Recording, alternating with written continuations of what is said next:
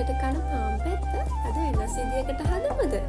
එහෙනම් මේ වැඩි වැඩ නැති රස පිරුණු ටෝස්ට් එක අනිවාර්යයෙන්ම try කරලා බලන්න. අද මම මේක ජෑම් සහ චොක්ලට් ෆ්ලේවර්ස් දෙකෙන්ම හදනවා. හදන්න කැමති කට්ටිය වීඩියෝ එක සේව් කරගන්න. මුලින්ම භාජනයකට බිත්තරයක් යෝගට් එකක් දාලා හොඳට මික්ස් කරගන්න. කැමති නම් ඔයාලට මේ වෙලාවේදී මී පැණි ටිකක් එකතු කරගන්නත් පුළුවන්. ඊළඟට පාන් පැති කීපයක් අරගෙන හැන්දකින් මේ විදිහට තද කරලා මැද කුහරයක් හදාගන්න. දැන් මේකට යෝගට් බිත්තර මිශ්‍රණය පුරව ගන්න.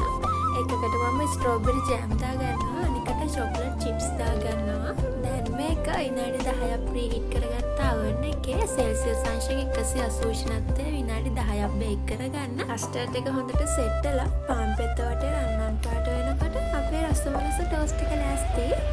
එහෙනම් ඔයාලත් මේක හදලා බලලා ඔයාලා ගොඩක් මාසුනේ මොන ෆ්ලේවර් එකටද කියලා මටත් කියන්න.